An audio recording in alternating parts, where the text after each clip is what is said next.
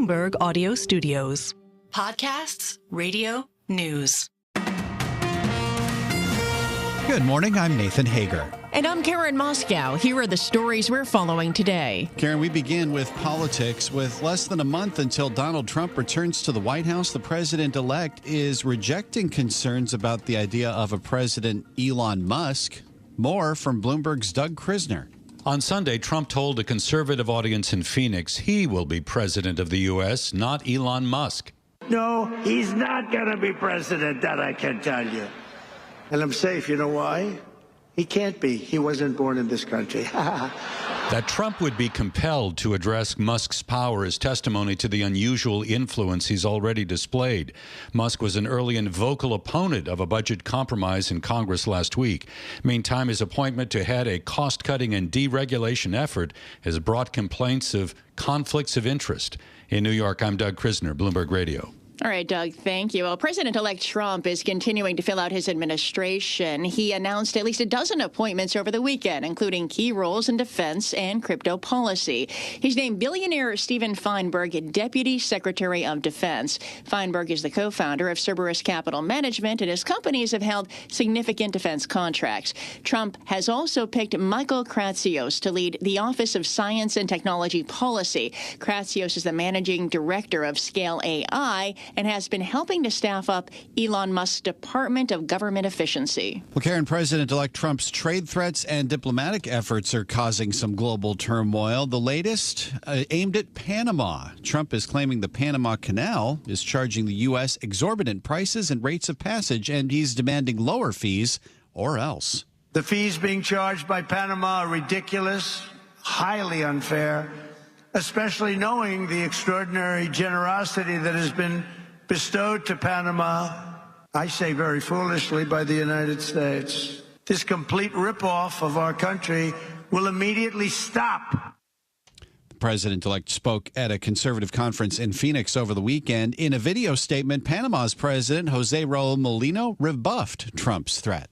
Every square meter of the Panama Canal and its surroundings belongs to Panama and will continue to be. The sovereignty and the independence of our country are non-negotiable. Panamanian President Jose Raul Molino spoke there through an interpreter. Writing on Truth Social, Trump hit back, saying, quote, "We'll see about that." Well, Nathan, the fight over spending in Washington is being put on hold for another 3 months. President Biden has signed the stopgap bill that keeps the government running until mid-March. Senate Democratic leader Chuck Schumer celebrated after the bill passed early Saturday morning by a vote of 85-11. This is a good bill. It'll keep the government open and funds and helps Americans affected by hurricanes and natural disasters, helps our farmers, and avoid harmful cuts. But the new law does not include a suspension of the debt ceiling that President-elect Trump demanded at the last minute. Republicans abandoned an earlier bipartisan deal under pressure from Trump and Elon Musk. In the end, Musk came out in support of the final bill. In a post on X, he wrote that it went from a bill that weighed pounds to one that weighed ounces. Let's turn to markets now, Karen, and get the latest on a big combination in the auto industry. Japanese car makers Honda and Nissan have taken their first steps toward creating one of the world's largest automakers, signing a basic agreement for merger talks with the goal of combining by 2026. Makoto Uchida is the CEO of Nissan. In order to work together, we need to benefit from the huge synergies. Otherwise, it wouldn't be meaningful in the eyes of the stakeholders. So that is why we agreed to start the discussion. That is why we are making this announcement today. That was Nissan CEO Makoto Uchida speaking through an interpreter. Former Nissan chairman Carlos Ghosn says he sees tough times ahead for the combined company. There's no complementarity. The two companies are two Japanese companies. They are strong in the same fields.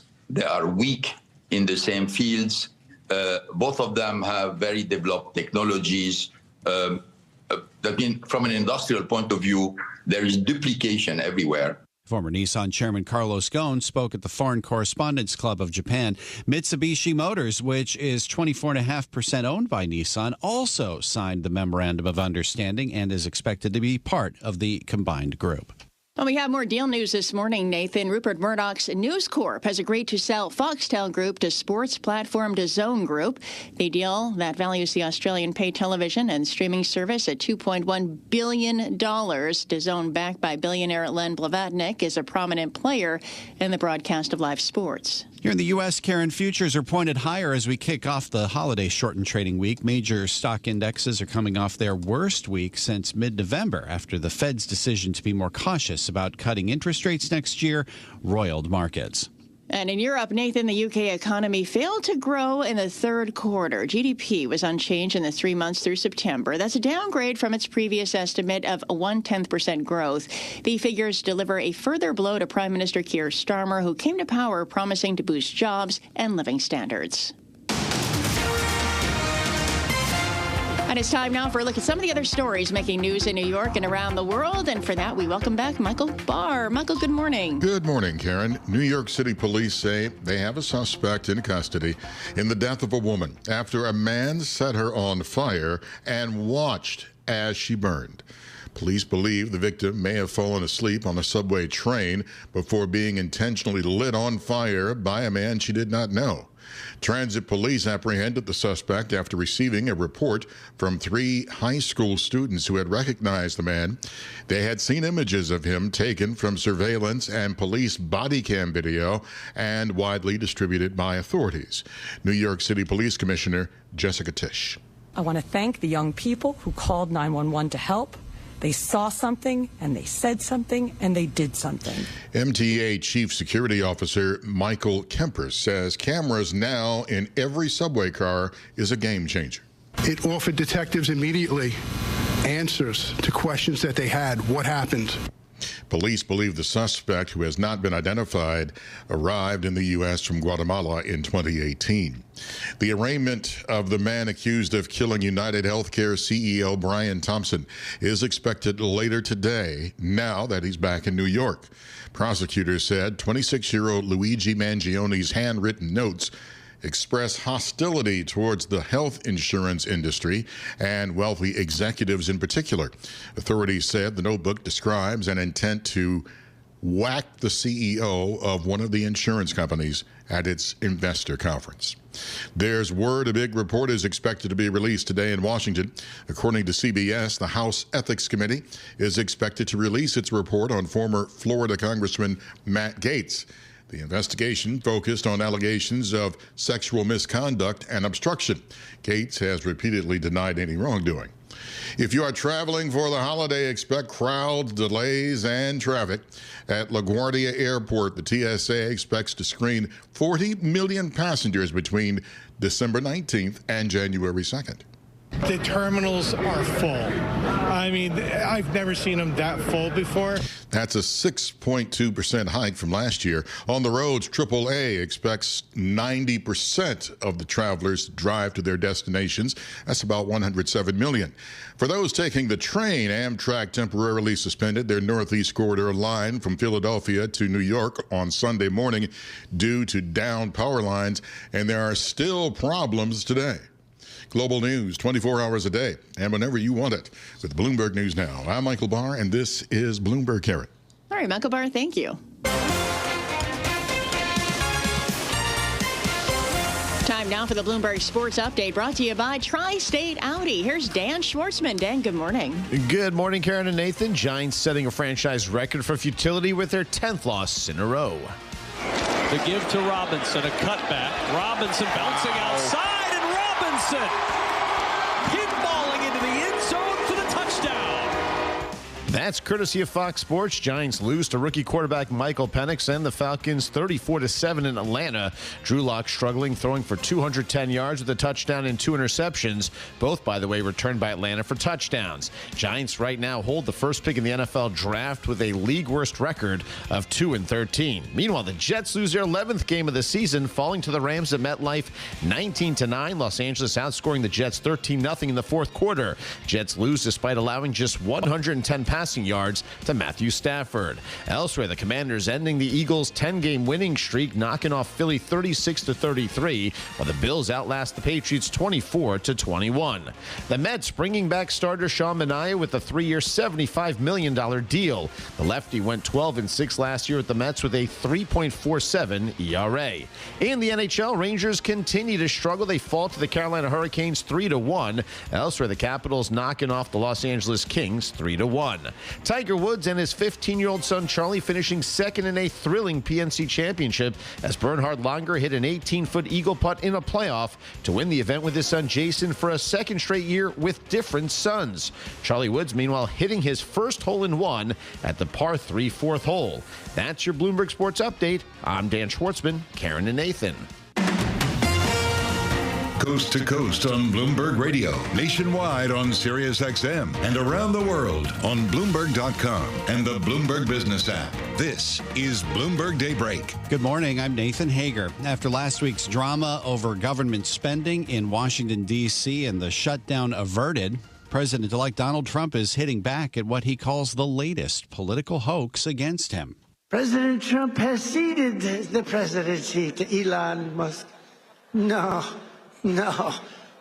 that's not happening. The president-elect spoke at a conservative Turning Point conference in Phoenix, Arizona over the weekend after his last-minute bid to lift the debt ceiling as part of a stopgap spending bill backed by himself and Elon Musk also turned out to be not happening. For more, we're joined by Terry Haynes, the founder of Pangea Policy. Terry, good morning. What does it tell you that the president-elect even has to address this subject, the idea that Elon Musk has so much influence over his incoming administration that he might as well be president himself? Good morning.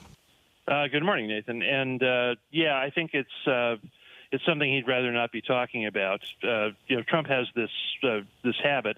And one of the habits is kind of letting people, run unsupervised for a while and maybe a little bit too long, and he ends up reeling them back in as he's done. But the damage is done, and the damage here is not small, frankly, because he's fractured.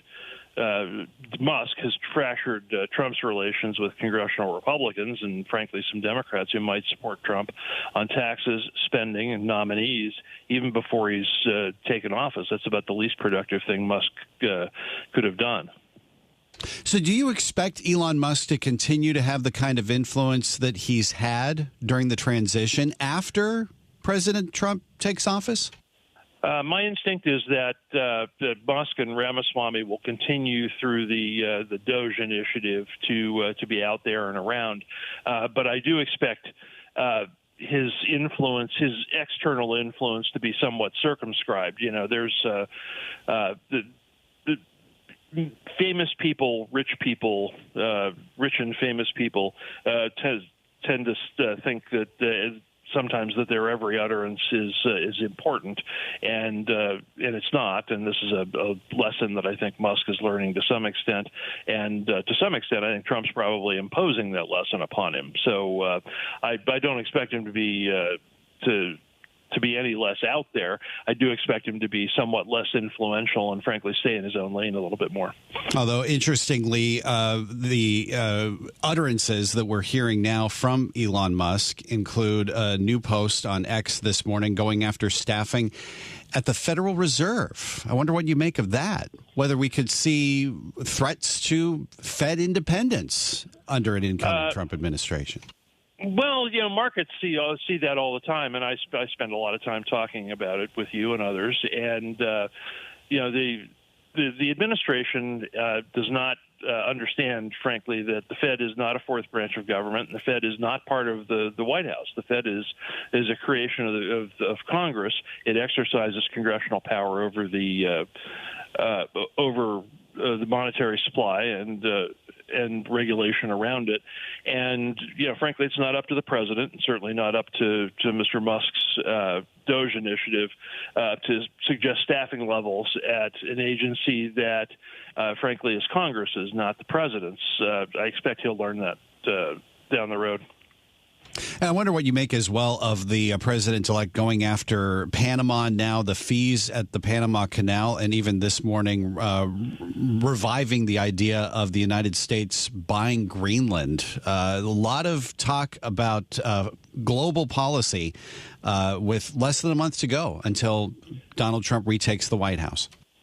I spend a lot of time with markets talking about geopolitics and geopolitical risk. And the one thing you should take from all that, and you summarized it very well, is that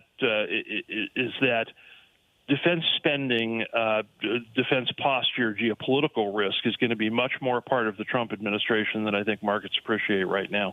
What the Panama and Greenland initiatives have in common, frankly, is that what we're talking about really is a defense perimeter for the United States.